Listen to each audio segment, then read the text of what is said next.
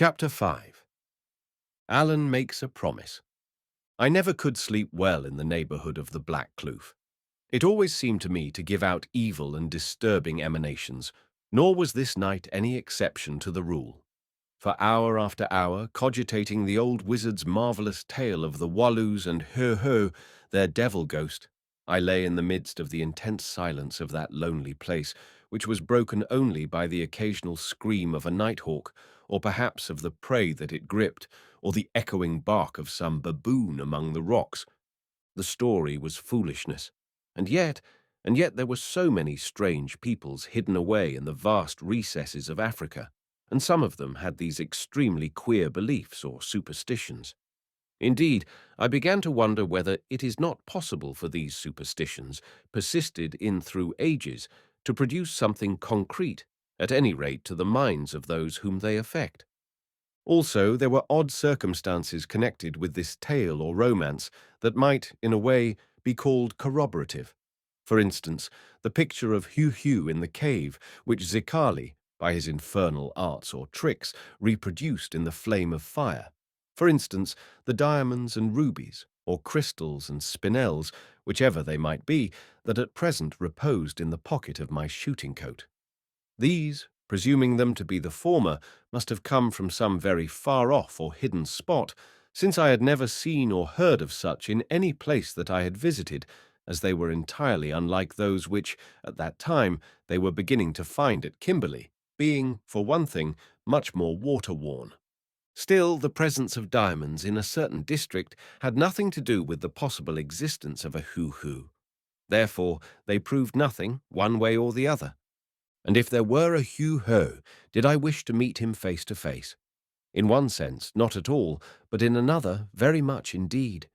My curiosity was always great, and it would be wonderful to behold that which no white man's eyes had ever seen, and still more wonderful to struggle with and kill such a monster.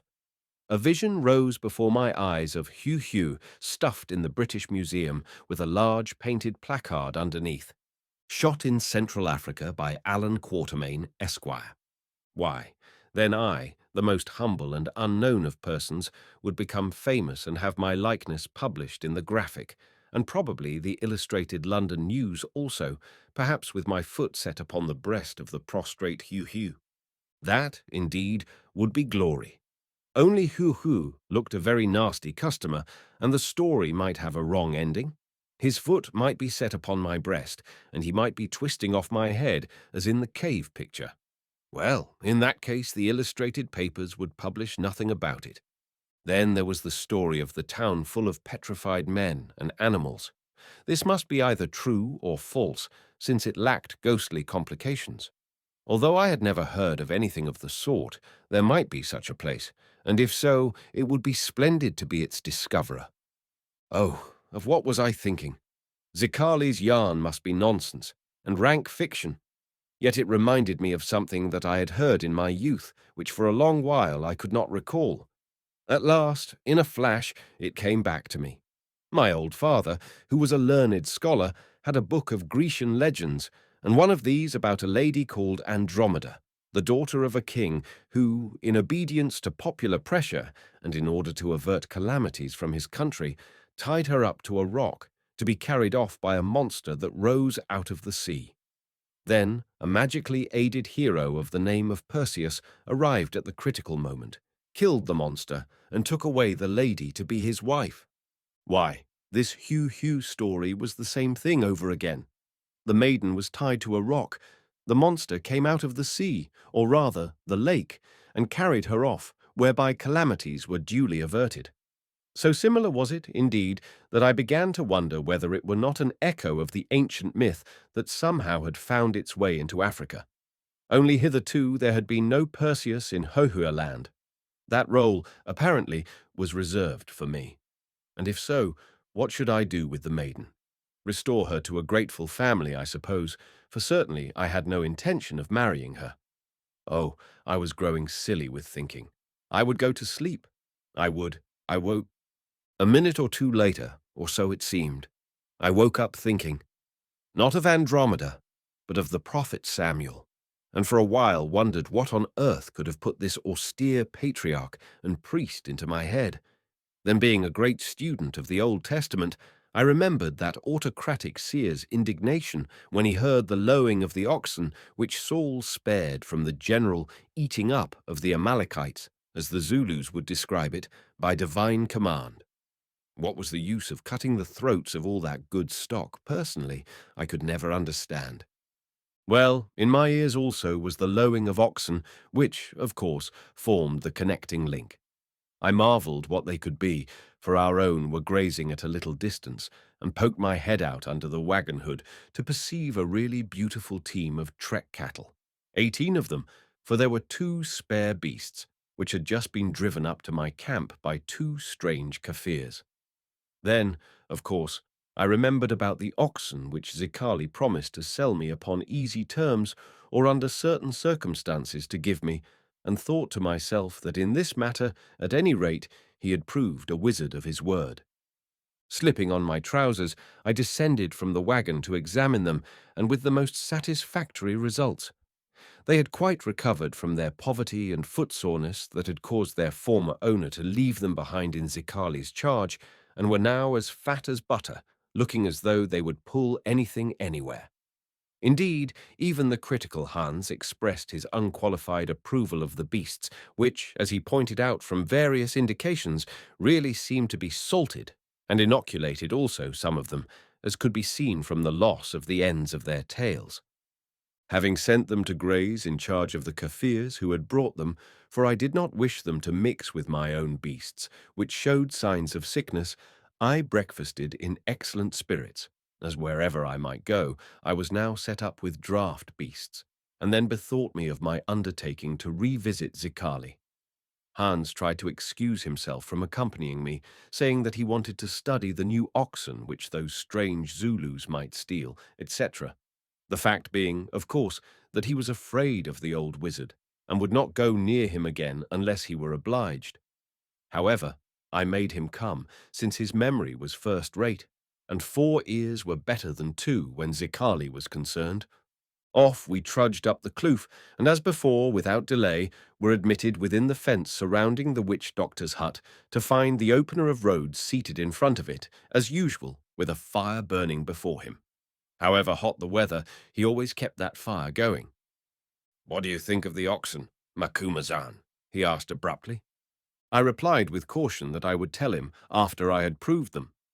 "Cunning as ever," said Zikali. "Well, you must make the best of them, Macumazahn, and as I told you, you can pay me when you get back." "Get back from where?" I asked. "From wherever you are going, which at present you do not know." "No, I don't, Zikali," I said, and was silent. He also was silent for a long while, so long that at last he outwore my patience, and I inquired sarcastically whether he had heard from his friend Heu-Heu by bat-post. "Yes, yes, I have heard, or think that I have heard, not by bats, but perchance by dreams or visions. Oh-ho, Macumazahn, I have caught you again. Why do you always walk into my snare so easily? You see some bats, which in truth, as I told you, are but creatures that I have tamed by feeding them for many years, flitter about me and fly away, and you half believe that I have sent them 1,000 miles to carry a message and bring back an answer, which is impossible. Now I will tell you the truth. Not thus do I communicate with those who are afar. Nay, I send out my thought, and it flies everywhere to the ends of the earth, so that the whole earth might read it if it could. Yet perchance it is attuned to one mind only among the millions, by which mind it can be caught and interpreted. But for the vulgar, yes, and even for the wise white man who cannot understand, there remains the symbol of the bats and their message. Why will you always seek the aid of magic to explain natural things, Macumazahn? Now I reflected that my idea of nature and Zikali's differed, but knowing that he was mocking me after his custom, and declining to enter into argument as though it were beneath me, I said, "All this is so plain that I wonder you waste breath in setting it out. I only desired to know if you have any answer to your message, however it was sent, and if so, what answer?" "Yes, Macumazahn. As it happens, I have. It came to me just as I was waking this morning. This is its substance, that the chief of the Walloos, with whom my heart talked, and, as he believes, most of his people, will be very glad to welcome you in their land, though, as he believes again, the priests of Heu-Heu, who worship him as a god and are sworn to his service, will not be glad. Should you choose to come, the chief will give you all that you desire of the river diamonds, or aught else that he possesses, and you can carry away with you, also, the medicine that I desire. Further, he will protect you from dangers so far as he is able. Yet for these gifts he requires payment. What payment, Zikali? The overthrow of Heu-Heu at your hands. And if I cannot overthrow Heu-Heu, Zikali, then certainly you will be overthrown, and the bargain will fall to the ground. Is it so? Well, if I go, shall I be killed, Zikali? Who am I that I should dispense life or death, Macumazahn? Yet, he added slowly, separating his words by deliberate pinches of snuff, yet I do not think that you will be killed. If I did, I should not trust you to pay me for those oxen on your return. Also, I believe that you have much work left to do in the world, my work, some of it, Macumazahn, that could not be carried out without you. This being so, the last thing I should wish would be to send you to your death. I reflected that probably this was true, since always the old wizard was hinting of some great future enterprise in which we should be mixed up together. Also, I knew that he had a regard for me in his own strange way, and therefore wished me no evil. Moreover, of a sudden, a great longing seized me to undertake this adventure in which perchance I might see remarkable new things, I who was wearying of the old ones. However, I hid this, if anything could be hid from Zikali, and asked in a businesslike fashion, "Where do you want me to go? How far off is it? And if I went, how should I get there?" Now we begin to handle our assegais, Macumazahn, by which he meant that we were coming to business. Hearken, and I will tell you. Tell me he did indeed for over an hour, but I will not trouble you fellows with all that he said, since geographical details are wearisome, and I want to get on with my story. You, my friend, this was addressed to me, the editor, are only stopping here over tomorrow night, and it will take me all that time to finish it, that is, if you wish to hear the end. It is enough to say, therefore, that I had to trek about 300 miles north, cross the Zambezi, and then trek another 300 miles west. After this, I must travel northwest for a rather indefinite distance till I came to a gorge in certain hills.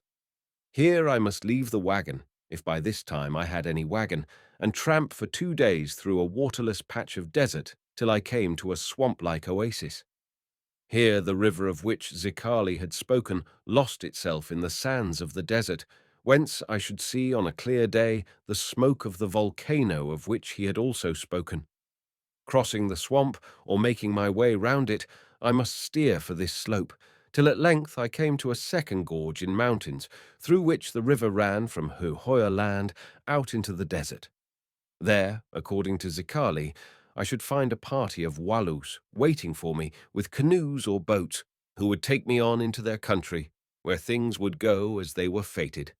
Before you leave, my friend, I will give you a map of the route, which I drew after traveling it, in case you or anybody else should like to form a company and go to look for diamonds and fossilized men in Heu-Heu land, stipulating, however, that you do not ask me to take shares in the venture. If Allan ever gave me this map, of which, after the lapse of so many years, I am not sure, I have put it away so carefully that it is entirely lost, nor do I propose to hunt for it amidst the accumulated correspondence of some 35 years. Moreover, if it were found and published, it might lead to foolish speculation and probable loss of money among maiden ladies, the clergy, and other venturesome persons. Editor. "So that's the trek," I said, when at last Zikali had finished. "Well, I tell you straight out that I am not going to make it through unknown country. How could I ever find my way without a guide? I'm off to Pretoria with your oxen, or without them." "Is it so, Macumazahn? I begin to think that I am very clever. I thought that you would talk like that, and therefore have made ready by finding a man who will lead you straight to the house of Heu-Heu. Indeed, he is here, and I will send for him." And he summoned a servant in his usual way, and gave an order. "Whence does he come?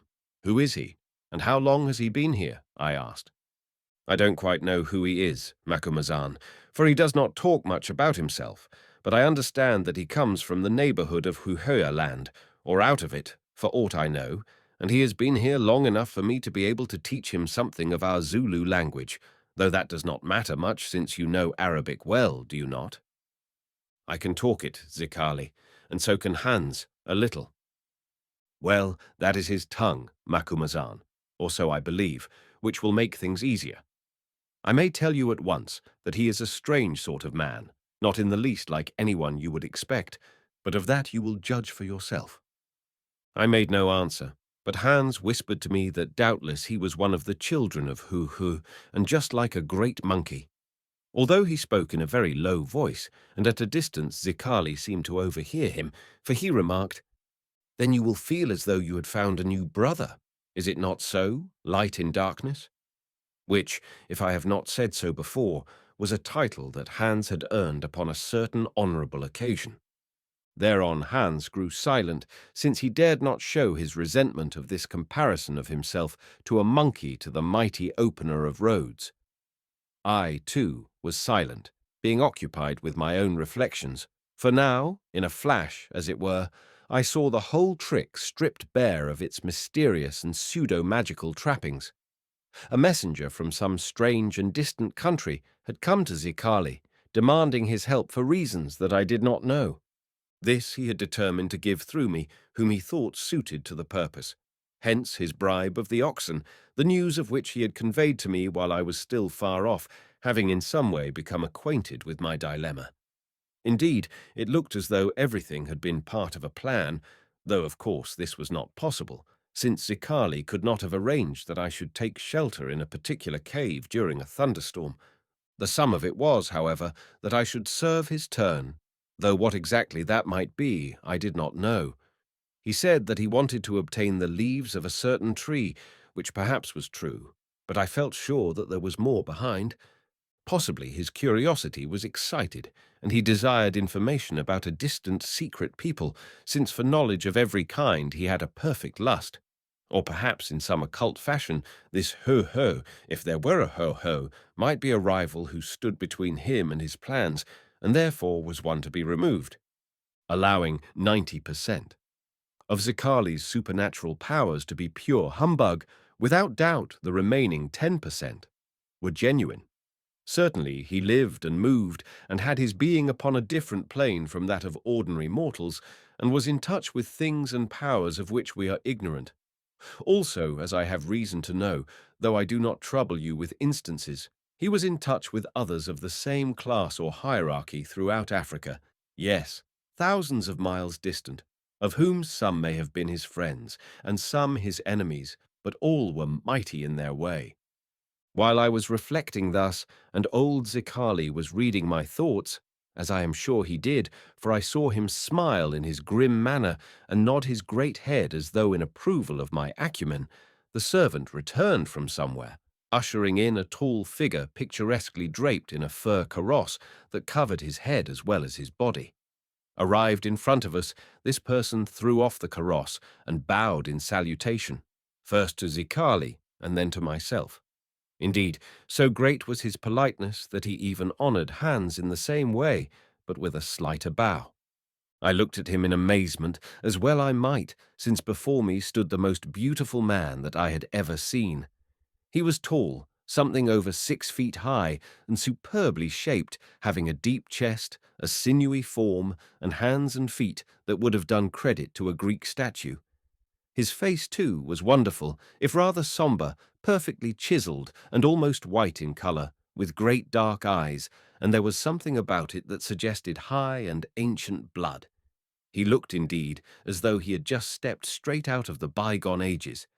He might have been an inhabitant of the lost continent of Atlantis, or a sunburned old Greek, for his hair, which was chestnut brown, curled tightly, even where it hung down upon his shoulders, though none grew upon his chin or about the curved lips.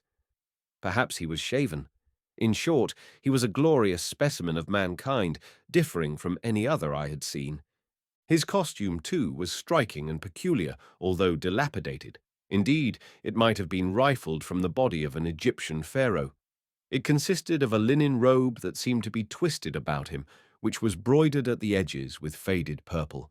A tall and battered linen headdress, shaped like the lower half of a soda water bottle, reversed and coming to a point. A leather apron narrow at the top, but broadening towards the knees, also broidered, and sandals of the same material. I stared at him amazed, wondering whether he belonged to some people unknown to me, or was another of Zicali's illusions, and so did Hans, for his muddy little eyes nearly fell out of his head, and he asked me in a whisper, "Is he a man, Bas, or a spirit?" For the rest, the stranger wore a plain torque or necklet, apparently of gold, and about him was girdled a cross-hilted sword with an ivory handle and a red sheath. For a while this remarkable person stood before us, his hands folded and his head bent in a humble fashion, though it was really I who should have been humble, owing to the physical contrast between us. Apparently, he did not think it proper to speak first, while Zicali squatted there grimly, not helping me at all. At last, seeing that something must be done, I rose from the stool upon which I was seated and held out my hand.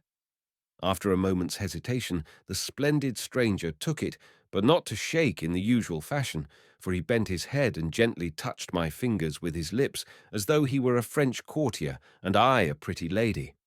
I bowed again with the best grace I could command, then putting my hand in my trouser pocket, said, "How do you do?" And as he did not seem to understand, repeated it in the Zulu word, Sakubona. This also failing, I greeted him in the name of the Prophet in my best Arabic.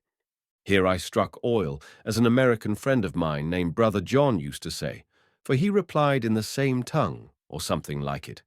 Speaking in a soft and pleasing voice, but without alluding to the Prophet, he addressed me as Great Lord Macumazahn, whose fame and prowess echo across the earth, and a lot of other nonsense, with which I could see that Zicali had stuffed him, that may be omitted. "Thank you," I cut in. "Thank you, Mr. And I paused. "My name is Issachar," he said. "And a very nice name, too, though I never heard one like it," I replied. "Well, Issachar, what can I do for you?" An inadequate remark, I admit, but I wanted to come to the facts. "Everything," he answered fervently, pressing his hands to his breast. "You can save from death a most beautiful lady who will love you." "Will she?" I exclaimed. "Then I will have nothing to do with that business, which always leads to trouble." Here Zicali broke in for the first time, speaking very slowly to Issachar in Zulu, which I remembered he said he had been teaching him, and saying, "The Lord Macumazahn is already full of woman's love, and has no room for more. Speak not to him of love, O Issachar, lest you should anger the ghost of one who haunts this spot, a certain royal Mamina, whom once he knew too well." Now I turned upon Zicali, purposing to give him a piece of my mind, when Issachar, smiling a little, repeated, "Who will love you? As a brother." "That's better," I said, "though I don't know that I want to take on a sister at my time of life, but I suppose you mean that she will be much obliged." "That is so, O Lord. Also the reward will be great." "Ah," I replied, really interested. "Now be so good as to tell me exactly what you want." Well, to cut a long story short, with variations he repeated Zicali's tale.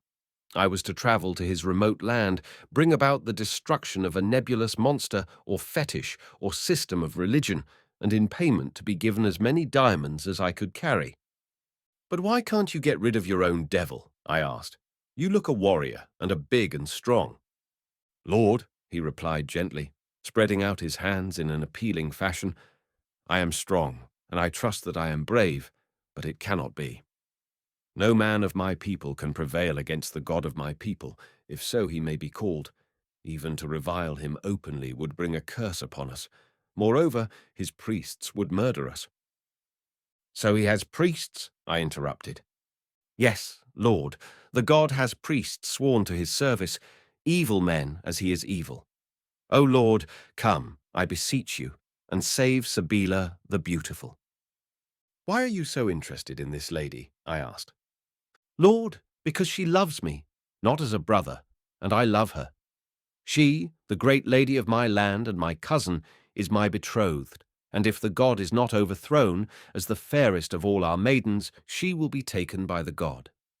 Here emotion seemed to overcome him, very real emotion, which touched me, for he bowed his head, and I saw tears trickle down from his dark eyes. "Hearken, Lord," he went on. "There is an ancient prophecy in my land that this god of ours, whose hideous shape hides the spirit of a long-dead chief, assistant, can only be destroyed by one of another race, who can see in the night, some man of great valor, destined to be born in due season. Now, through our dream doctors, I caused inquiry to be made of this master of spirits, who is named Zikali, for I was in despair and knew what must happen at the appointed time. From him I learned that there lived in the south such a man as is spoken of in the prophecy, and that his name meant Watcher by Night. Then I dared the journey and the curse, and came to seek you, and lo, I have found you." "Yes," I answered, "you have found one whose native name means Watcher by Night, but who cannot see in the dark better than anyone else, and is not a hero or very brave, but only a trader and a hunter of wild beasts. Yet I tell you, Issachar, that I do not wish to interfere with your gods and priests and tribal matters, or to give battle to some great ape, if it exists, on the chance of earning a pocketful of bright stones should I live to take them away, and of getting a bundle of leaves that this doctor desires. You had better seek some other white man with eyes like a cat's and more strength and courage, Issachar." "How can I seek another, when, without doubt, you are the one appointed, Lord? If you will not come, then I return to die with Sabila, and all is finished." He paused a few moments and continued, "Lord, I can offer you little, but is not a good deed its own reward, and will not the memory of it feed your heart through life and death? Because you are noble, I beseech you to come, not for what you may gain, but just because you are noble and will save others from cruelty and wrong. I have spoken. Choose." "Why did you not bring Zikali his accursed leaves yourself?" I asked furiously. "Lord, I could not come to the place where that tree grows in the garden of Heu-Heu, nor indeed did I know that this master of spirits needed that medicine. Lord, be noble according to your nature, which is known afar." Now I tell you, fellows, when I heard this, I felt flattered. We all think that we are noble at times, but there are precious few who tell us so, and therefore the thing came as a pleasant surprise from this extraordinarily dignified, handsome, and it would appear in his own fashion, well-educated son of Ham, if he were a son of Ham. To my mind, he looked more like a prince in disguise, somebody of unknown but highly distinguished race who had walked out of a fairy book. But when I came to think of it, that was exactly what he said he was. Anyway, he was a most discriminating person with a singular insight into character. It did not occur to me at the moment that Zikali was also a discriminating person with an insight into character which had induced him to bring us two together for secret purposes of his own, or that in order to impress me he had stuffed Issachar with the story of a predestined white man, told of in prophecy, who could see in the dark, as without doubt he had done. Also, the adventure proposed was of an order so wild and unusual that it drew me like a magnet. Supposing that I lived to old age, could I, Allan Quatermain, bear to look back and remember that I had turned down an opportunity of that sort and was departing into the grave without knowing if there was or was not a Heu-Heu who snatched away lovely Andromedas, I mean Sabilas, off rocks, and combined in his hideous personality the qualities of a god or fetish, a ghost, a devil, and a super gorilla? Could I bury my two humble talents of adventure and straight shooting in that fashion? Really, I thought not, for if I did, how could I face my own conscience in those last failing years? And yet there was so much to be said on the other side into which I need not enter. In the end, being unable to make up my mind, I fell into weakness and determined to refer the matter to fate. Yes, I determined to toss up, using Hans for the spinning coin. "Hans," I said in Dutch, a tongue which neither of the other two understood. Shall we travel to this man's country, or shall we stay in our own? You have heard all. Speak, and I will accept your judgment. Do you understand? Yes, Baas, said Hans, twirling his hat in his vacant fashion. I understand that the Baas, as is usual when he is in a deep pit, seeks the wisdom of Hans to get him out, of Hans who has brought him up from a child and taught him most of what he knows, of Hans upon whom his reverend father, the predicant, used to lean as upon a staff, that is, after he had made him into a good Christian. But the matter is important, and before I give my judgment that will settle it one way or another, I would ask a few questions. Then he wheeled round, and addressing the patient Issachar in his vile Arabic, said, Long Baas with a hooked nose, tell me, do you know the way back to this country of yours? And if so, how much of it can be travelled in a wagon? I do, answered Issachar, and all of it can be travelled in a wagon until the first range of hills is reached. Also along it there is plenty of game and water, except in the desert of which you have been told. The journey should take about 3 moons, though, myself alone, I accomplished it in 2. Good. And if my Baas, Macumazahn, comes to your country, how will he be received? Well by most of the people, but not well by the priests of Heu-Heu if they think he comes to harm the god, and certainly not well by the hairy folk who live in the forest, who are called the children of the god. With these he must be prepared to war, though the prophecy says that he will conquer all of them. Is there plenty to eat in your country, and is there tobacco and something better than water to drink, Long Baas?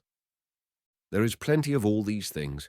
There is wealth of every kind, O counsellor of the White Lord, and all of them shall be his and yours, though, he added with meaning, those who have to deal with the priest of the god and the hairy folk would do well to drink water, lest they should be found asleep. Have you guns there? Hans asked, pointing to my rifle. No, our weapons are swords and spears, and the hairy folk shoot with arrows from bows. Hans ceased from his questions and began to yawn as though he were tired as he did so, staring up at the sky where some vultures were wheeling. Baas, he said, how many vultures do you see up there? Is it 7 or 8? I have not counted them, but I think there are 7. No, Hans, there are 8. One, the highest, was hid behind a cloud. You are quite sure that there are 8, Baas? Quite, I answered angrily. Why do you ask such silly questions when you can count for yourself? Hans yawned again and said, Then we will go with this fine, hook-nosed Baas to the country of Heu-Heu. That is settled. What the deuce do you mean, Hans? What on earth has the number of vultures got to do with the matter? Everything, Baas. You see, the burden of this choice was too heavy for my shoulders, so I lifted my eyes and put up a prayer to your reverend father to help me, and in doing so saw the vultures. Then your reverend father in the heaven above seemed to say to me, If there are an even number of vultures, Hans, then go. If an odd number, then stop where you are. But Hans, do not count the vultures. Make my son, the Baas Allan, count them, for then he will not be able to grumble at you if things turn out badly, whether you go or whether you stay behind, and say that you counted wrong or cheated. And now, Baas, I have had enough of this, and should like to return to our outspan and examine those new oxen.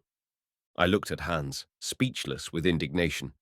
In my cowardice I had left it to his cunning and experience to decide this matter, virtually tossing up, as I have said. And what had the little rascal done? He had concocted one of his yarns about my poor old father and tossed up in his turn, going odd, or even on the number of the vultures which he made me count. So angry was I that I lifted my foot with meaning, whereon Hans, who had been expecting something of the sort, bolted, and I did not see him again until I got back to the camp. "Oh-ho! Oh-ho!" laughed Zicali. "Oh-ho!" while the dignified Issachar studied the scene with mild astonishment. Then I turned on Zicali, saying, A cheat I have called you before, and a cheat I call you again, with all your nonsense about bat messengers and the tale you have taught to this man as to a prophecy of his people and the rest. There is the bat who brought the message, or the dream, or the vision, or whatever you like to call it, and all the while he was hidden beneath your eaves, and I pointed to Issachar. And now I have been tricked into saying that I will go upon this fool's errand, and as I do not turn my back upon my word, go I must. Have you, Macumazahn? Asked Zicali innocently. You talked with light in darkness in Dutch, which neither I nor this man understood, and therefore we did not know what you said. But, as out of the honesty of your heart you have told us, we understand now, and of course we know, as everyone knows, that your word once spoken is worth all the writings of all the white men put together, and that only death or sickness will prevent you from accompanying Issachar to his own country. Oh ho ho! It has all come about as I would have it, for reasons with which I will not trouble you, Macumazahn. Now I saw that I was doubly tricked, hit, as it were, with the right barrel by Hans and with the left by Zicali.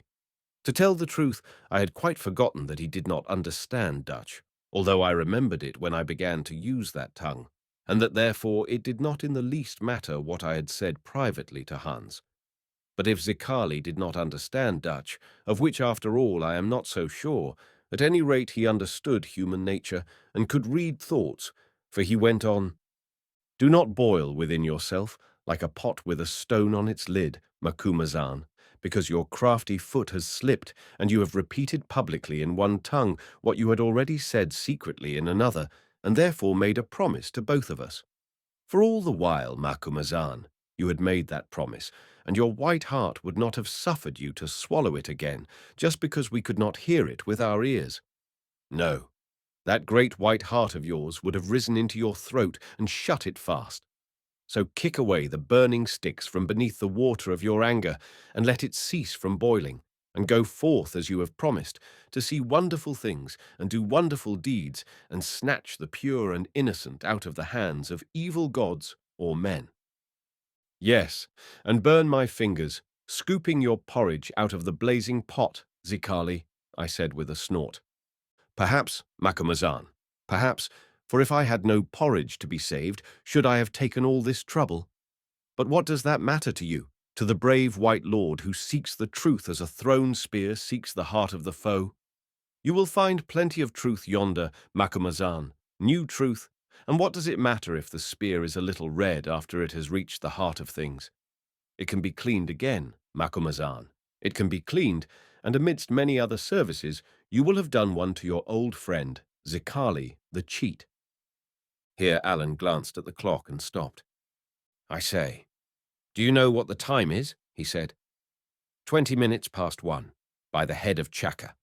If you fellows want to finish the story tonight, you can do so for yourselves according to taste. I'm off, or out shooting tomorrow.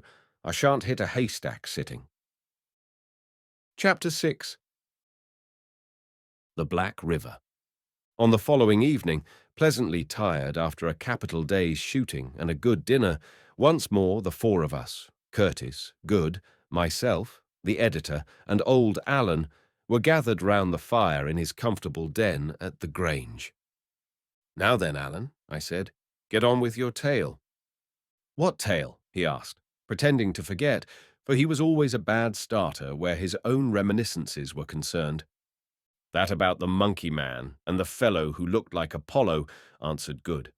I dreamt about it all night, and that I rescued the lady, a dark girl dressed in blue, and that just as I was about to receive a well-earned kiss of thanks, she changed her mind and turned into stone. Which is just what she would have done if she had any sense in her head and you were concerned, Good, said Allan severely, adding, Perhaps it was your dream that made you shoot more vilely than usual today. I saw you miss 8 cock pheasants in succession at that last corner. And I saw you kill 18 in succession at the first, replied Good cheerily. So you see the average was all right. Now then, get on with the romance. I like romance in the evening after a dose of the hard facts of life in the shape of impossible cock pheasants. Romance, began Allan indignantly. Am I romantic? Pray do not confuse me with yourself, Good. Here I intervened, imploring him not to waste time in arguing with Good, who was unworthy of his notice, and at last, mollified, he began.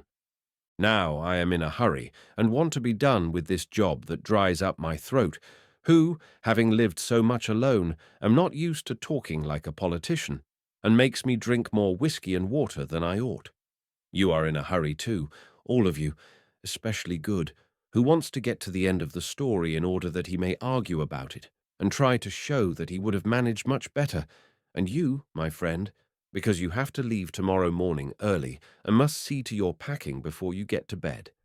Therefore, I am going to skip a lot, all about our journey, for instance, although, in fact, it was one of the most interesting treks I ever made, and for much of the way through a country that was quite new to me, about which one might write a book. I will simply say, therefore, that in due course, after some necessary delay to repack the wagon, leaving behind all articles that were not wanted in Zicali's charge, we trekked from the Black Kloof. The oxen that I had bought on credit from Zicali were in the yokes, and we drove with us his 2 extra beasts, as well as 4 of the best of my old team to serve as spares. Also I took, in addition to my own driver and voorlooper, Mavoon and Induka, 2 other Zulus, Zicali's servants, who I knew would be faithful because they feared their terrible master, although I knew also that they would spy upon me, and if ever they returned alive, make report of everything to him. Well, leaving out all the details of this remarkable trek in which we met with no fighting, disasters, or great troubles, and always had plenty to eat, game being numerous throughout, I will take up the tale on our arrival, safe and sound, at the first line of hills that I show upon the map, of which Zicali had spoken as bordering the desert. Here we were obliged to leave the wagon, for it was impossible to get it over the hills or through the desert beyond. This, fortunately, we were able to do at a little village of peaceable folk who lived in a charming and well-watered situation and, having no near neighbours, were able to cultivate their lands unmolested.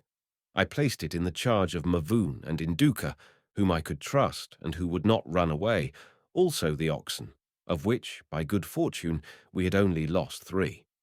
With them, as Issachar declared that we must go on alone, I left Zicali's servants, knowing that they would keep an eye upon my men and my men on them, and promised the headman of the village a good present if we found everything safe on our return. He said that he would do his best, but added impressively he was a melancholy person, that if we were going to the country of Heu-Heu we never should return, as it was a land of devils. In that event he asked what was to happen to the wagon and goods.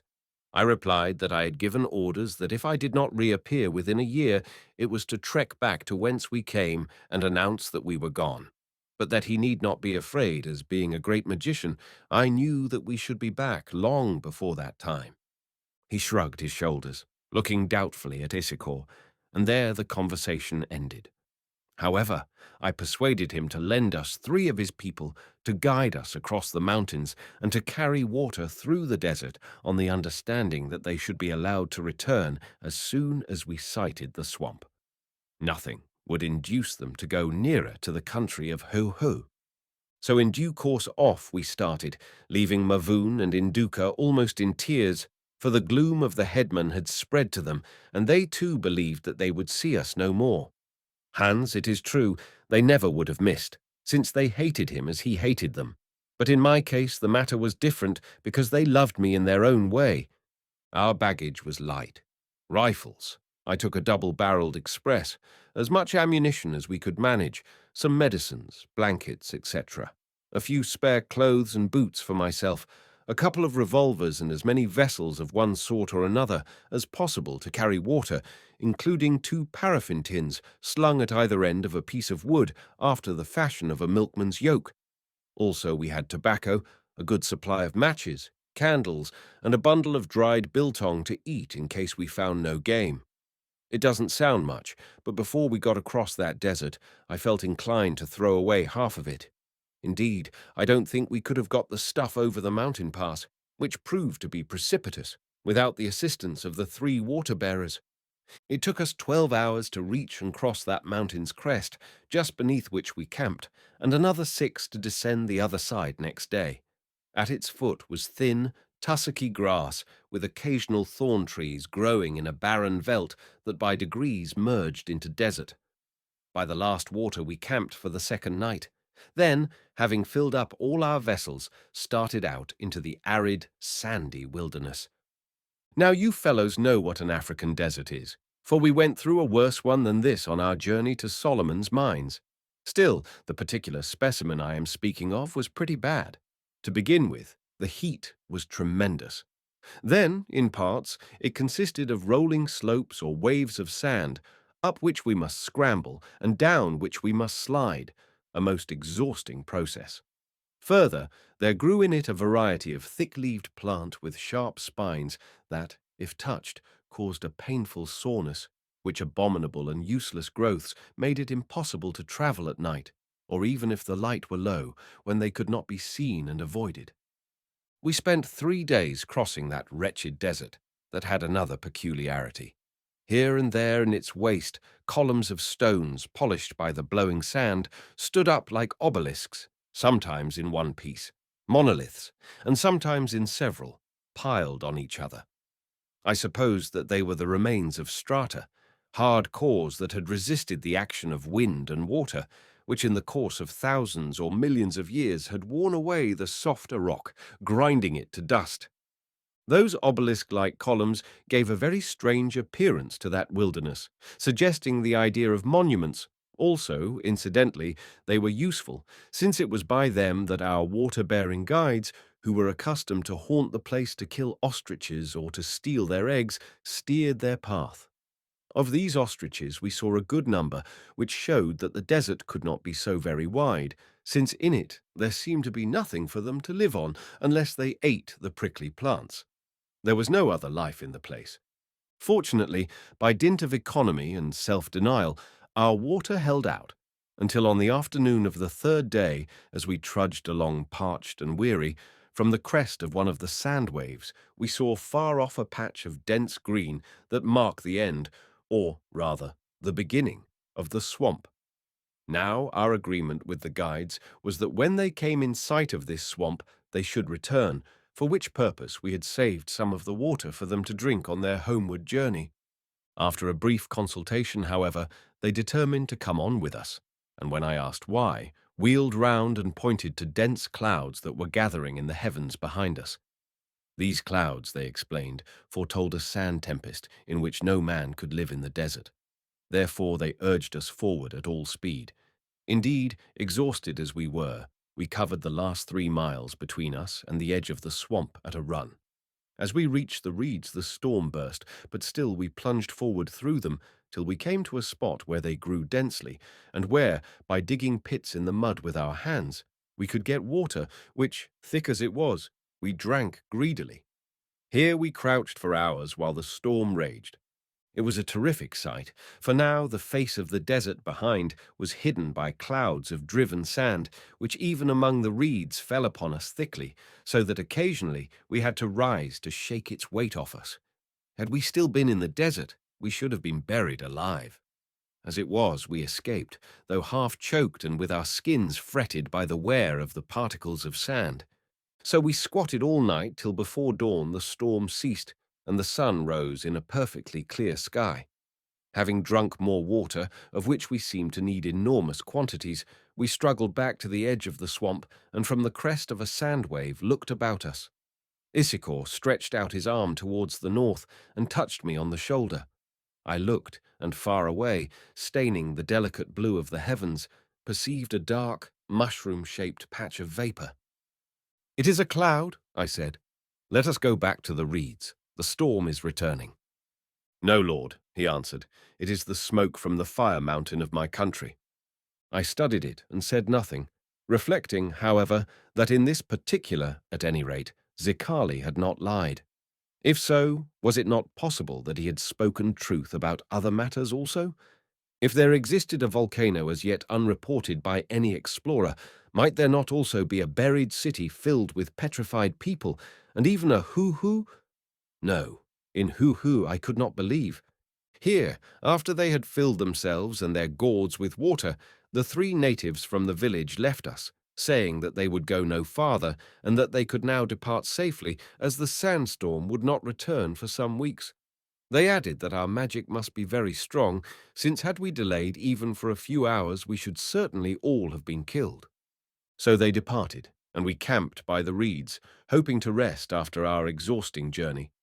In this, however, we were disappointed, for as soon as the sun went down, we became aware that this vast area of swampy land was the haunt of countless game that came thither, I suppose, from all the country round in order to drink and to fill themselves with its succulent growths. By the light of the moon, I saw great herds of elephants appearing out of the shadows and marching majestically towards the water.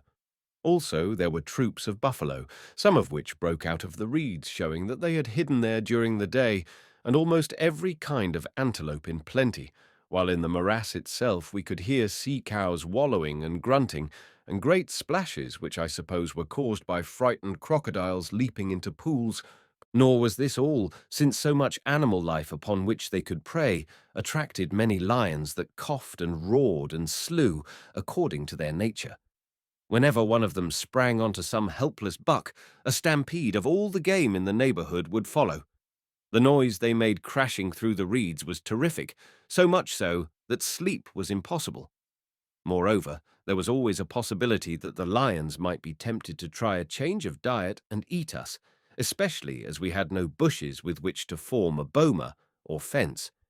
So we made a big fire of dry, last year's reeds, of which, fortunately, there were many standing near, and kept watch. Once or twice I saw the long shape of a lion pass us, but I did not fire for fear lest I should wound the beast only, and perhaps cause it to charge. In short, the place was a veritable sportsman's paradise, and yet quite useless from a hunter's point of view, since, if he killed elephants, it would be impossible to carry the ivory across the desert, and only a boy desires to slaughter game in order to leave it to rot. At dawn, it is true, I did shoot a reed buck for food, which was the only shot I fired. As amidst all this hubbub the idea of sleep must be abandoned, I took the opportunity to question Issachar about his country and what lay before us there. During our journey I had not talked much to him on the matter, since he seemed very silent and reserved, all his energies being concentrated upon pushing forward as quickly as possible. Also, there was no object in doing so while we were still far away. Now, however, I thought that the time had come for a talk. In answer to my queries, he said that if we travelled hard, by marching round the narrow western end of the swamp, in 3 days we should arrive at the mouth of the gorge down which the river ran that flowed through the mountains surrounding his country. These mountains, I should add, we had sighted as a black line in the distance almost as soon as we entered the desert, which showed that they were high. Here, if we reached it without accident, he hoped to find a boat waiting in which we could be paddled to his town, though why anybody should be expecting us I could not elicit from him. Leaving that question unsolved, I asked him about this town and its inhabitants. He replied that it was large and contained a great number of people, though not so many as it used to do in bygone generations. The race was dwindling, partly from intermarriage and partly because of the terror in which they lived, that made the women unwilling to bear children, lest these should be snatched away by the hairy folk who dwelt in the surrounding forest, or perhaps sacrificed to the god himself. I inquired whether he really believed that there was such a god, and he replied with earnestness that certainly he did, as once he had seen him, though from some way off, and he was so awful that description was impossible. I must judge of him for myself when we met, an occasion that I began to wish might be avoided. I cross-examined him persistently about this god, but with small result, for the subject seemed to be one on which he did not care to dwell. I gathered, however, that he, Issachar, had been in a canoe when he saw Heu-Heu on a rock at dawn, surrounded by women, upon the occasion of some sacrifice, and that he had not looked much at him because he was afraid to do so. He noted, however, that he was taller than a man and walked stiffly. He added that Heu-Heu never came to the mainland, though his priests did.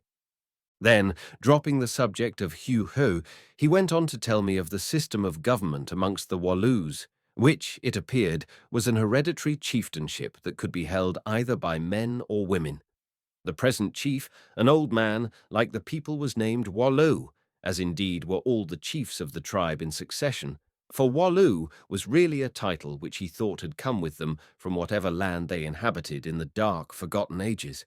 He had but one child living, a daughter, the Lady Sabila, of whom he had spoken to me at the hut of the opener of roads, she who was doomed to sacrifice. He, Issachar, was her second cousin, being descended from the brother of her grandfather, and therefore of the pure Wallu blood. "Then if this lady died, I suppose you would be the chief, Issachar," I said. "Yes, Lord, by descent," he answered, "yet perhaps not so. There is another power in the land, greater than that of the kings or chiefs, the power of the priests of Heu-Heu. It is their purpose, Lord, should Sabila die, to seize the chieftainship for themselves. A certain Dacha, who is also of the pure Wallu blood, is the chief priest, and he has sons to follow him. Then it is to this Dacha's interest that Sabila should die. It is to his interest, Lord, that she should die, and I also, or better still, both of us together, for then his path would be clear. But what of her father, the Wallu? He cannot desire the death of his only child. Nay, Lord, he loves her much and desires that she should marry me. But, as I have said, he is an old man and terror-haunted. He fears the god, who already has taken one of his daughters. He fears the priests, who are the oracles of the god, and, it is said, murdered his son as they have striven to murder me. Therefore, being frozen by fear, he is powerless, and without his leadership none can act, since all must be done in the name of the Wallu and by his authority. Yet it was he who sent me to seek for help from the great wizard of the south, with whom he and his fathers have had dealings in bygone years. Yes, because of the ancient prophecy that the god could only be overthrown, and the tyranny of the priests be broken by a white man from the south, he sent me, who am the betrothed of his daughter, secretly and without the knowledge of Dacha. And because of Sabila I dared the curse, and went, for which deed perchance I must pay dearly. He it is also who watches for my return. And if he exists, which you have not proved to me, how am I to kill this god, Issachar? By shooting him? I do not know, Lord. It is believed that he cannot be harmed by weapons, over whom only fire and water have power, since legend tells that he came out of the fire, and certainly he lives surrounded by water. The prophecy does not say how he will be killed by the stranger from the south. Now, listening to this weird talk in that wild beast-peopled wilderness from the mouth of a man who evidently was very frightened, and wearied as I was, I confess that I grew frightened also, and wished most heartily that I had never been beguiled into this adventure. Probably the terrible god, of whom I could learn no details, question as I would, was nothing but an invention of the priests, or perhaps one of their number disguised. But however this might be, no doubt I was travelling to a fetish-ridden land in which witchcraft and murder were rampant. In short, one of Satan's peculiar possessions. Yes, I, Allan Quatermain, was brought here to play the part of a modern Hercules and clean out this Orgaean stable of bloodshed and superstitions, to say nothing of fighting the lion in the shape of Heu-Heu, always supposing that there was a Heu-Heu, a creature taller than a man that walked stiffly, whom Issachar believed he had once seen from a distance at dawn. However, I was in for it, and to show fear would be as useless as it was undignified, since, unless I turned and ran back into the desert, which my pride would never suffer me to do, I could see no escape. Having put my hand to the plough, I must finish the furrow. So I sat silent, making no comment upon Issachar's rather nebulous information. Only after a while I asked him casually when this sacrifice was to take place, to which he replied with evident agitation, "On the night of the full harvest moon, which is this moon, 14 days from now.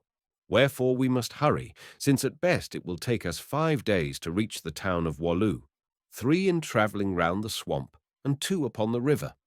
Do not delay, Lord, I pray you do not delay, lest we should be too late and find Sabila gone." "No," I answered, "I shall not be late, and I can assure you, my friend Issachar, that the sooner I am through with this business one way or another, the better I shall be pleased. And now, that all those beasts in the swamp seem to have grown a little quieter, I will try to go to sleep.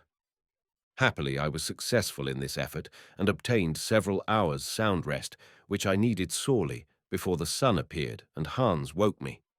I rose and, taking my rifle, shot a fat reed buck, which I selected out of a number which stood quite close by, a young female off which we breakfasted, for as you know, if the meat of antelopes is cooked before it grows cold, it is often as tender as though it had been hung for a week. The odd thing was that the sound of the shot did not seem to disturb the other beasts at all. Evidently, they had never heard anything of the sort before, and thought that their companion was just lying down. An hour later, we started on our long tramp round the edge of that swamp. I did not like to march before for fear lest we should get into complications with the herds of elephants and other animals that were trekking out of it in all directions with the light, though where they went to feed, I am sure I do not know. In all my life I never saw such quantities of game as had collected in this place, which probably furnished the only water for many miles round. However, as I have said, it was of no use to us, and therefore our object was to keep as clear of it as possible. Even then we stumbled right on to a sleeping white rhinoceros with the longest horn that ever I saw. It must have measured nearly 6 feet, and anywhere else would have been a great prize. Fortunately, the wind was blowing from it to us, so it did not smell us and charged off in another direction, for as you know, the rhinoceros is almost blind. Now, I am not going to give all the details of that interminable trudge through sand, for in the mud of the swamp we could not walk at all. During the day we were scorched by the heat, and at night we were tormented by mosquitoes and disturbed by the noise of the game and the roaring of lions, which fortunately, being so full-fed, never molested us. By the third night, bearing always to the right, we had come quite close to the mountain range, which, although it was not so very lofty, seemed to be absolutely precipitous, faced, indeed, by sheer cliffs that rose to a height of from 500 to 800 feet. To what extraordinary geological conditions these black cliffs and the desert by which they were surrounded owe their origin, I am sure I do not know, but there they were, and no doubt are. Before sunset on this third day, by Issachar's direction, we collected a huge pile of dried reeds, which we set upon the crest of a sand mound, and after dark fired them, so that for a quarter of an hour or so they burned in a bright column of flame. Issachar gave no explanation of this proceeding, but as Hans remarked, doubtless it was a signal to his friends. Next morning, at his request, we started on before the dawn, taking our chance of meeting with elephants or buffaloes, and at sunrise found ourselves right under the cliffs. An hour later, following a little bay in them where there was no swamp, because here the ground rose of a sudden, we turned a corner and perceived a tall, white-robed man with a big spear standing upon a rock, evidently keeping a lookout. As soon as he saw us, he leapt down from his rock with the agility of a klipspringer and came towards us. After one curious glance at me, he went straight to Issachar, knelt down and, taking his hand, pressed it to his forehead, which showed me that our guide was a venerated person. Then they conversed together in low tones, after which Issachar came to me and said that so far all was well, as our fire had been seen and a big canoe awaited us. We went on, guided by the sentry, and after one turn suddenly came on quite a large river, which had been hidden by the reeds. To the left appeared this deep, slow-flowing river. To the right, within 100 paces, indeed, it changed into swamp or morass, of which the pools were fringed with very tall and beautiful papyrus plants, such open water as there was being almost covered by every kind of wild fowl that rose in flocks with a deafening clamour. This stream, the Black River, as the Walloos called it, was bordered on either side by precipices, through which I suppose it had cut its way in the course of millenniums, so high and impending that they seemed almost to meet above, leaving the surface of the water nearly dark. It was a stream gloomy as the Roman Styx, and glancing at it, I half expected to see Charon and his boat approaching to row us to the infernal fields. Indeed, into my mind there floated a memory of the poet's lines, which I hope I quote correctly. In Kubla Khan a river ran, through caverns measureless to man, down to a sunless sea. I confess honestly that the aspect of the place filled me with fear. It was forbidding, indeed unholy, and I marveled what kind of a sunless sea lay beyond this hell gate. Had I been alone, or with Hans only, I admit that I should have turned tail and marched back round that swamp, upon which, at any rate, the sun shone, and, if I could, across the desert beyond to where I had left the wagon. But in the presence of the stately Issachar and his myrmidon, this I could not do because of my white man's pride. No, I must go on to the end, whatever it might be. If I was frightened, Hans was much more so, for his teeth began to chatter with terror. "Oh, Baas," he said, "if this is the door, what will the house beyond be like?" "That we shall learn in due course," I answered, "so there is no good in thinking about it." "Follow me, Lord," said Issachar, after some further talk with his companion. I did so, accompanied by Hans, who stuck to me as closely as possible. We advanced round the rock and discovered a little indent in the bank of the river where a great canoe, hollowed apparently from a single huge tree, or rather its prow, was drawn up on the sandy shore. In this canoe sat 16 rowers or paddlemen. I remember there were 16 of them because at the time Hans remarked that the number was the same as that of a wagon team and subsequently called these paddlers water oxen. As we approached, they lifted their paddles in salute, apparently of Issachar, since of me and my companion, except by swift, surreptitious glances, they took no notice. With a kind of silent, unobtrusive haste, Issachar caused our small baggage, which consisted chiefly of cartridge bags, to be stowed away in the prow of the canoe that for a few feet was hollowed out in such a fashion that it made a kind of cupboard roofed with solid wood and showed us where to sit. Next he entered it himself, while the lookout man ran down the canoe and took hold of the steering oar. Then, at a word, all the paddlers backwatered, and the craft slid off the sandy beach into the river, which was full to the banks, almost in flood indeed. It seemed that here the rain had been nearly incessant for some months, and the lowering sky showed that ere long there was much more to come. Chapter 7. The Wallu. In perfect stillness, except for the sound of the dipping of the paddles in the water, we glided away very swiftly up the placid river. I think that nothing upon this strange journey, or at any rate during the first part of it, struck me more than its quietness.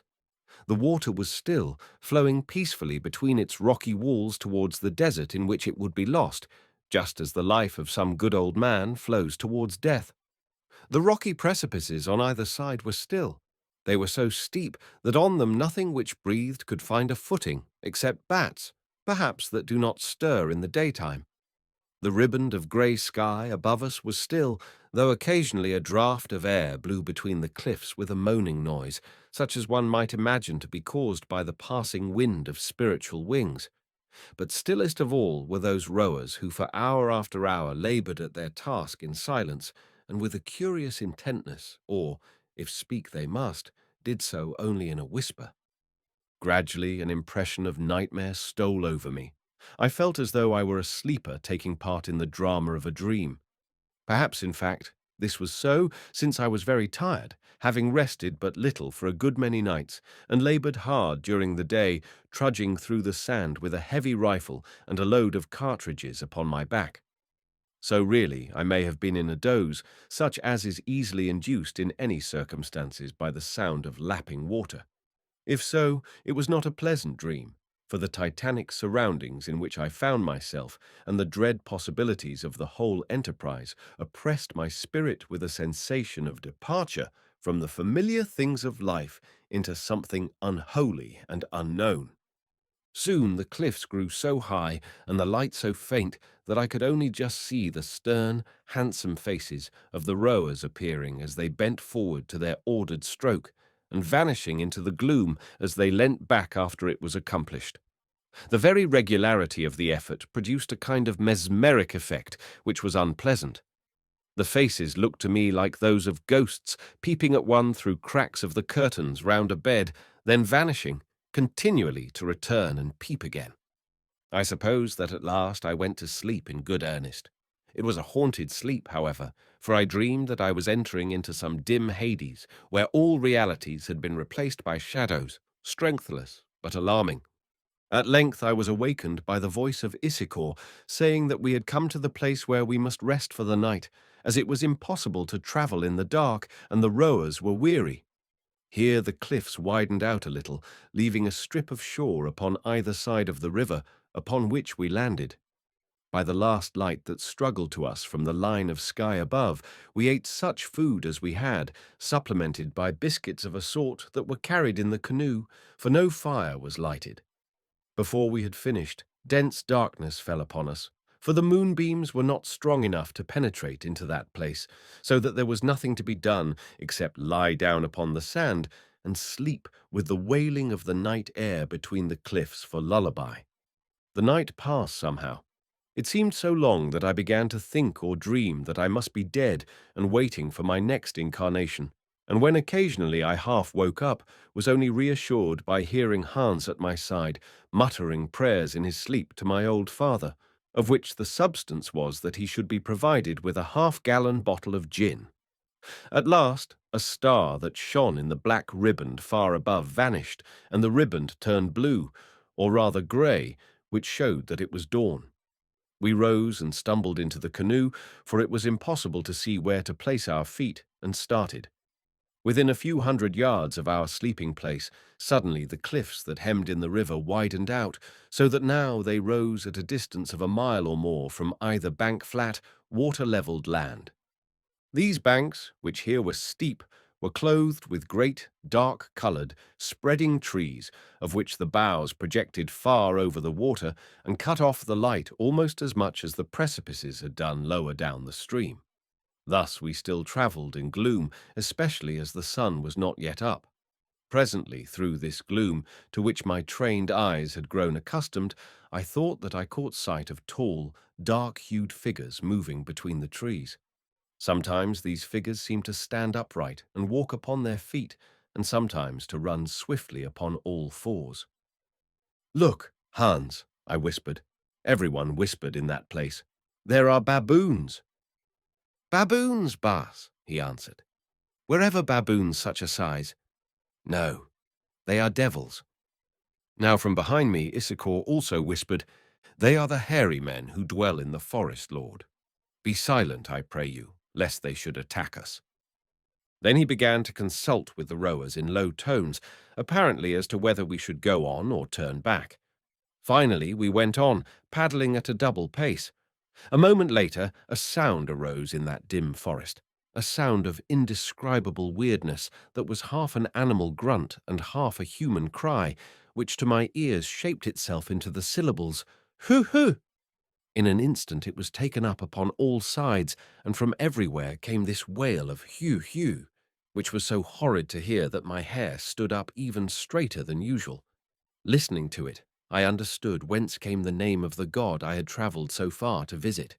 Nor was this all, for there followed heavy splashes in the water, like to those made by plunging crocodiles, and in the deep shadow beneath the spreading trees I saw hideous heads swimming towards us. "The hairy folk have smelt us," whispered Issachar again, in a voice that I thought perturbed. "Do nothing, Lord. They are very curious. Perhaps when they have looked, they will go away." "And if they don't?" I asked, a question to which he returned no answer. The canoe was steered over towards the left bank and driven forward at great speed with all the strength of the rowers. Now, in the space of open water, upon which the light began to shine more strongly, I saw a beast-like, bearded head that yet undoubtedly was human, yellow-eyed, thick-lipped, with strong, gleaming teeth, coming towards us at the speed of a very strong swimmer, for it had entered the water above us and was travelling downstream. It reached us, lifted up a powerful arm that was completely covered with brown hair, like to that of a monkey, caught hold of the gunwale of the boat just opposite to where I sat, and reared its shoulders out of the water, thereby showing me that its great body was for the most part also covered with long hair. Now its other hand was also on the gunwale, and it stood in the water, resting on its arms, the hideous head so close to me that its stinking breath blew into my face. Yes, there it stood and jabbered at me. I confess that I was terrified, who never before had seen a creature like this. Still, for a while, I sat quiet. Then of a sudden I felt that I could bear no more, who believed that the brute was about to get into the boat, or perhaps to drag me out of it. I lost control of myself, and drawing my heavy hunting knife, the one you see on the wall there, friends, I struck at the hand that was nearest. The blow fell upon the fingers and cut one of them right off, so that it fell into the canoe. With an appalling yell, the man or beast let go and plunged into the water, where I saw him waving his bleeding hand above his head. Issachar began to say something to me in frightened tones, but just then Hans ejaculated, "Alamata! Here's another!" And a second huge head and body reared itself up, this time on his side. "Do nothing!" I heard Issachar exclaim. But the appearance of the creature was too much for Hans, who drew his revolver and fired 2 shots in rapid succession into its body. It also tumbled back into the water, where it began to wallow, screaming, but in a thinner voice. I thought, and rightly, that it must be a female. Before the echo of the shots had died away, there rose another hideous chorus of hoo-hoos and other cries, all of them savage and terrible. From both banks, more of the creatures precipitated themselves into the water, but luckily not to attack us, because they were too much occupied with the plight of their companion. They congregated round her and dragged her to the shore. Yes, I saw them lift the body out of the stream, for by this time I was sure from its hanging arms and legs that it was dead, an act which showed me that although they had the shape and the covering of beasts, in fact, they were human. "Elephants will do as much," interrupted Curtis. "Yes," said Allan, "that is true. Sometimes they will. I have seen it twice. But everything about the behavior of those hairy men was human. For instance, their wailing over the dead, which was dreadful and reminded me of the tales of banshees. Moreover, I had not far to look for proof. At my feet lay the finger that I had cut off. It was a human finger, only very thick, short, and covered with hair, having the nail worn down too, doubtless in climbing trees and grubbing for roots. Even then, with a shock, I realized that I had stumbled on the missing link, or something that resembled it very strongly. Here, in this unknown spot, still survived a people such as were our forefathers, hundreds of thousands or millions of years ago. Also, I reflected that I ought to be proud, for I had made a great discovery, although, to tell the truth, just then I should have been quite willing to resign its glory to someone else.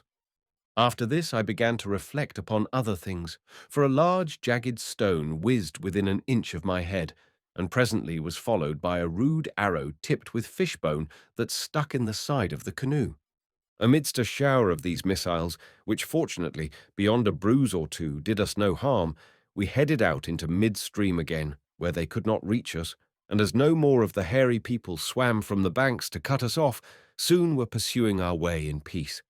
For once, however, the imperturbable Issachar was much disturbed. He came forward and sat by me and said, "A very evil thing has happened, Lord. You have declared war upon the hairy men, and the hairy men never forget. It will be war to the end." "I can't help it," I answered feebly, for I was sick with the sight and sound of those creatures. "Are there many of them, and are they all over your country?" "A good many, perhaps 1,000 or more, Lord, but they only live in the forests. You must never go into the forest, Lord, at any rate, not alone, or onto the island where Heu-Heu lives, for he is their king and keeps some of them about him." "I have no present intention of doing so," I answered. Now, as we went, the cliffs receded farther and farther from the river, till at length they ceased altogether. We were through the lip of the mountains, if I may so call it, and had entered a stretch of unbroken virgin forest, a veritable sea of great trees that occupied the rich land of the plain and grew to an enormous size and tallness.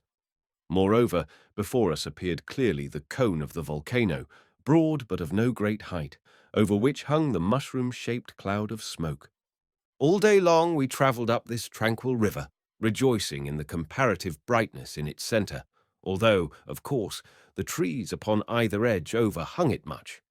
Late in the afternoon, a bend of the banks brought us within sight of a great sheet of water from which apparently the river issued, although, as I learned afterwards, it flowed into it upon the other side, from I know not whence. This lake, for it was a big lake many miles in circumference, surrounded an island of considerable size, in the centre of which rose the volcano, now a mere grey-hued mountain that looked quite harmless, although over it hung that ominous cloud of smoke which, oddly enough, one could not see issuing from its crest. I suppose that it must have gone up in steam and condensed into smoke above. At the foot of the mountain, upon a plain between it and the lake, with the help of my glasses, I could see what looked like buildings of some size, constructed of black stone or lava. "They are ruins," said Issachar, who had observed that I was examining them. "Once the great city of my forefathers stood yonder until the fire from the mountain destroyed it." "Then does nobody live on the island now?" I asked. "The priests of Heu-Heu live there, Lord. Also, Heu-Heu himself lives there in a great cave upon the farther side of the mountain, or so it is said, for none of us has ever visited that cave, and with him some of the hairy people who are his servants. My grandfather did so, however, and saw him there. Indeed, as I have told you, once I saw him myself. But what he looked like you must not ask me, Lord, for I do not remember," he added hastily. "In front of the cave is his garden, where grows the magic tree of which the master of spirits yonder in the south desires leaves to mix with his medicines, the tree that gives dreams with long life and vision." "Does Heu-Heu eat of this tree?" I asked. "I do not know, but I know that he eats the flesh of beasts. Because of these we must make offerings to him, and sometimes of men, or so it is said. Near the foot of the garden burn the eternal fires, and between them is the rock upon which the offerings are made." Now I thought to myself I should much like to see this place, of which it was evident that Issachar knew or would tell very little, where there was a great cave in which dwelt a reputed demon with his slaves and hierophants, and where too grew a tree supposed to be magical, flanked by eternal fires. What were these eternal fires, I wondered. I could only suppose that they had something to do with the volcano. As it happened, however, whilst I was preparing to question Issachar upon the subject, we passed round a tree-clad headland, for here the river had widened into a kind of estuary, and on the shore of the bay beyond it discovered a town of considerable size, covering several hundred acres of ground. The houses of this town, most of which stood in their own gardens, though some of the smaller ones were arranged in streets, had an eastern appearance. The buildings were low and flat-roofed. Only there was this difference. Eastern houses of the primitive sort as a rule are whitewashed, but these were all black, being built of lava, as I discovered afterwards. All round the town also, except on the lakeside, ran a high wall likewise of black stone, the presence of which excited my curiosity and caused me to inquire its object. "It is to defend us from the hairy folk who attack by night," answered Issachar. "In the daylight they never come, and therefore our fields beyond are not walled." And he pointed to a great stretch of cultivated land that I suppose had been cleared of trees, which extended for miles into the surrounding forest. Then he went on to explain that they laboured there while the sun was up, and at nightfall returned to the town, except certain of them who slept in forts or blockhouses to guard the crops and cattle kraals. Now I looked at this place and thought to myself that never in my life had I seen one more gloomy, especially in the late afternoon under a sullen, rain-laden sky. The black houses, the high black walls that reminded me of a prison, the black waters of the lake, the outlook onto the black volcano and the black mass of the forest behind, all contributed to this effect. "Oh, Bas, if I lived here, I should soon go mad," said Hans, and upon my word, I agreed with him. Now we paddled towards the shore, and presently ran alongside a little jetty formed of stones loosely thrown together, on which we landed. Evidently our approach had been observed, for a number of people, 40 or 50 of them perhaps, were collected at the shore end of the jetty awaiting us. A glance showed me that although of varying ages and both sexes, in type they all resembled our guide, Issachar. That is to say, they were tall, well-shaped, light-coloured, and extremely handsome, also clothed in white robes, while some of the men wore hats of the pharaonic type that I have described. The women's headdress, however, consisted of a close-fitting linen cap with lappets hanging down on either side, and was extraordinarily becoming to their severe cast of beauty. From what race could this people have sprung, I wondered. I had not the faintest idea. To me, they looked like the survivals of some ancient civilization. Conducted by Issachar, we advanced, carrying our scanty baggage, a forlorn and battered little company. As we drew near, the crowd separated into two lines, men to the right and women to the left, like the congregation in a very high church, and stood quite silent, watching us intently with their large, melancholy eyes. Never a word did they say as we passed between them, only watched and watched till I felt quite nervous. They did not even offer any greeting to Issachar, although it seemed to me that he had earned one after his long and dangerous journey. I observed, however, although at the time I took little notice of the matter, and afterwards forgot all about it until Hans brought the circumstance back to my mind, that a certain dark man of austere countenance, clothed rather differently from the rest, approached Issachar, addressed him, and thrust something into his hand. Issachar glanced at this object, whatever it might be, and distinctly I saw him tremble and turn pale. Then he hid it away, saying nothing. Turning to the right, we marched along a roadway that bordered the lake, which was constructed about 12 feet above its level, perhaps to serve as a protection against inundation, till we came to a wall in which was a door built of solid balks of wood. This door opened as we approached, and passing it, we found ourselves in a large garden cultivated with taste and refinement, for in it were beds of flowers. The only cheerful thing I ever saw in this town that, it appeared, was named Wallu after the tribe or its ruler. At the end of the garden stood a long, solid, flat-roofed house built of the prevailing lava rock. Entering, we found ourselves in a spacious room which, as dusk was gathering, was lit with cresset-like lamps of elegant shape placed upon pedestals cut from great tusks of ivory. In the center of this room were two large chairs made of ebony and ivory with high backs and footstools, and in these chairs sat a man and a woman who were well worth seeing. The man was old, for his silver hair hung down upon his shoulders, and his fine, sad face was deeply wrinkled. At a glance I saw that he must be the king or chief because of his dignified if somewhat senile appearance. Moreover, his robes, with their purple borders, had a royal look, and about his neck he wore a heavy chain of what seemed to be gold, while in his hand was a black staff tipped with gold, no doubt his sceptre. For the rest, his eyes had a rather frightened air, and his whole aspect gave an idea of weakness and indecision. The woman sat in the other chair with the light from one of the lamps shining full upon her, and I knew at once that she must be the Lady Sabila, the love of Issachar. No wonder that he loved her, for she was beautiful exceedingly, tall, well-developed, straight as a reed, great-eyed, with chiseled features that were yet rounded and womanly, and wonderfully small hands and feet. She, too, wore purple-bordered robes. About her waist hung a girdle thickly sewn with red stones that I took to be rubies, and upon her shapely head, serving as a fillet for her abundant hair, which flowed down her in long waving strands of a rich and ruddy hue of brown or chestnut, was a simple golden band. Except for a red flower on her breast, she wore no other ornament, perhaps because she knew that none was needed. Leaving us by the door of the chamber, Issachar advanced and knelt before the old man, who first touched him with his staff and then laid a land upon his head. Presently he rose, went to the lady, and knelt before her also, whereon she stretched out her fingers for him to kiss, while a look of sudden hope and joy, which even at that distance I could distinguish, gathered on her face. He whispered to her for a while, then turned and began to speak earnestly to her father. At length he crossed the room, came to me, and led me forward, followed by Hans at my heels. "O Lord Macumazahn," he said, "here sit the Wallu, the prince of my people, and his daughter, the Lady Sabila.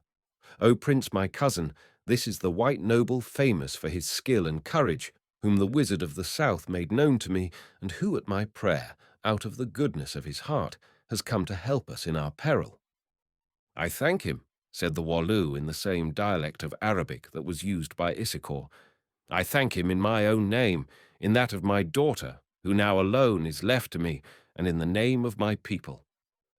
Here he rose from his seat and bowed to me with a strange and foreign courtesy, such as I had not known in Africa, while the lady also rose and bowed, or rather curtsied. Seating himself again, he said, "Without doubt you are weary and would rest and eat, after which perchance we may talk." Then we were led away through a door at the end of the great room into another room that evidently had been prepared for me. Also there was a place beyond for Hans, a kind of alcove.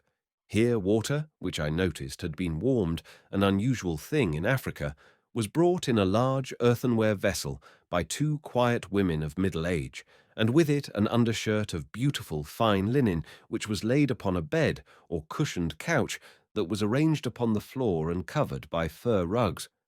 I washed myself, pouring the warm water into a stone basin that was set upon a stand, and put on the shirt, also the change of clothes that I had with me, and, with the help of Hans and a pair of pocket scissors, trimmed my beard and hair. Scarcely had I finished when the women reappeared, bringing food on wooden platters, roast lamb, it seemed to be, and with it drink in jars of earthenware that were of elegant shape and powdered all over with the little rough diamonds of which Zicali had given me specimens that evidently had been set in it in patterns before the clay dried. This drink, by the way, was a kind of native beer, sweet to the taste but pleasant and rather strong, so that I had to be careful lest Hans should take too much of it. After we had finished our meal, which was very welcome, for we had eaten no properly cooked food since we left the wagon, Issachar arrived and took us back to the large room, where we found the Waloo and his daughter seated as before, with several old men squatting about them on the ground. A stool having been set for me, the talk began. I need not enter into all its details, since in substance they set out what I had already heard from Issachar, namely, that there dwelt something or somebody on the island in the lake who required annually the sacrifice of a beautiful virgin. This was demanded through the head priest of a college, also established on the island, which acknowledged the being, real or imaginary, that lived there as its god or fetish. Further, that creature, if he existed, was said to be the king of all the hairy folk who inhabited the forests. Lastly, there was a legend that he was the reincarnation of some ancient monarch of the Waloo folk who had come to a bad end at the hands of his indignant subjects at some date undefined. Waloo, it seemed, was their correct name, that of Heu-Heu, applying only to the hairy men of the woods. This story I dismissed at once, being quite convinced that it was only a variant of a very common African fable. Doubtless, Heu-Heu, if there really were a Heu-Heu, was the ruler of the savage hairy aboriginals of the place that once in the far past had been conquered by the invading Waloo, who poured into the country from the north or west, being themselves the survivors of some civilized but forgotten people. This conclusion, I may add, I never found any reason to doubt. Africa is a very ancient land, and in it once lived many races that have vanished, or survive only in a debased condition, dwindling from generation to generation until the day of their extinction comes. Here I may state briefly the final opinions at which I have arrived about this people. Almost certainly these Waloos were such a dying race, hailing, as names among them seem to suggest, from some region in West Africa where their forefathers had been highly civilized. Thus, although they could not write, they had traditions of writing and even inscriptions graven upon stones, of which I saw several in a character that I did not know, though to me it had the look of Egyptian hieroglyphics. Also, they still had knowledge of certain cultured arts, such as the weaving of fine linen, the carving of wood and marble, the making of pottery, and the smelting of metals with which their land abounded, including gold that they found in little nuggets in the gravel of the streams. Most of these crafts, however, were dying out except those that were necessary to life, such as the moulding of pottery and the building of houses and walls, and particularly agriculture, in which they were very proficient. When I saw them all, the higher arts were practiced only by very old men. As they never intermarried with any other blood, their hereditary beauty, which was truly remarkable, remained to them. But owing to the causes I have mentioned already, the stock was dwindling, the total population being now not more than half of what it was within the memory of the fathers of their oldest men. Their melancholy, which now had become constitutional, doubtless was induced by their gloomy surroundings, and the knowledge that as a race they were doomed to perish at the hands of the savage aboriginals who once had been their slaves. Lastly, although they retained traces of some higher religion, since they made prayer to a great spirit, they were fetish-ridden and believed that they could continue to exist only by making sacrifice to a devil who, if they neglected to do so, would crush them with misfortunes and give them over to destruction at the hands of the dreadful forest dwellers. Therefore they, or a section of them, became the priests of this devil called Heu-Heu, and thereby kept peace between them and the hairy men. Nor was this the end of their troubles, since, as Issachar had told me, these priests, after the fashion of priests all the world over, now aspired to the absolute rule of the race, and for this reason plotted the extinction of the hereditary chief and all his family. Such, in substance, was the lugubrious story that the unhappy Wallu poured into my ears that night, ending it in these words: "Now you will understand, O Lord Macumazahn, why in our extremity and in obedience to the ancient prophecy, which has come down to us from our fathers, we communicated with the great wizard of the south, with whom we had been in touch in ancient days, praying him to send us the helper of the prophecy. Behold, he has sent you, and now I implore you to save my daughter from the fate that awaits her. I understand that you will require payment in white and red stones, also in gold and ivory. Take as much as you want. Of the stones there are jars full hidden away, and the fences of some of my courtyards at the back of this house are made of tusks of ivory, though it is black with age, and I know not how you would carry it hence. Also there is a quantity of gold melted into bars, which my grandfather caused to be collected, whereof we make little use except now and again for women's ornaments, but that too would be heavy to carry across the desert. Still, it is all yours. Take it. Take everything you wish. Only save my daughter." "We will talk of the reward afterwards," I said, for my heart was touched at the sight of the old man's grief. "Meanwhile, let me hear what can be done." "Lord, I do not know," he answered, wringing his hands. "The third night from this is that of full moon, the full moon which marks the beginning of harvest. On that night we must carry my daughter, on whom the lot has fallen, to the island in the lake where stands the smoking mountain, and bind her to the pillar upon the rock of offering that is set between the two undying fires. There we must leave her, and at the dawn, so it is said, Heu-Heu himself seizes her and carries her into his cavern, where she vanishes forever. Or, if he does not come, his priests do, to drag her to the god, and we see her no more." "Then why do you take her to the island? Why do you not call your people together and fight and kill this god or his priests?" "Lord, because not one man among us, save perhaps Issachar yonder, who can do nothing alone, would lift a hand to save her. They believe that if they did, the mountain would break into flames, as happened in the bygone ages, turning all upon whom the ashes fell into stone. Also that the waters would rise and destroy the crops, so that we must die of starvation, and that any who escaped the fire and the water and the want would perish at the hands of the cruel wood devils. Therefore, if I ask the Wallus to save the maiden from Heu-Heu, they will kill me and give her up in accordance with the law." "I understand," I said, and was silent. "Lord," went on the old Wallu presently, "here with me you are safe, for none of my people will harm you or those with you. But I learn from Issachar that you have stabbed a hairy man with a knife, and that your servant slew one of their women with the strange weapons that you carry. Therefore, from the wood devils you are not safe, for if they can, they will kill you both and feast upon your bodies." "That's cheerful," I thought to myself, but made no further answer, for I did not know what to say. Just then the Wallu rose from his chair, saying that he must go to pray to the spirits of his ancestors to help him, but that we would talk again upon the morrow.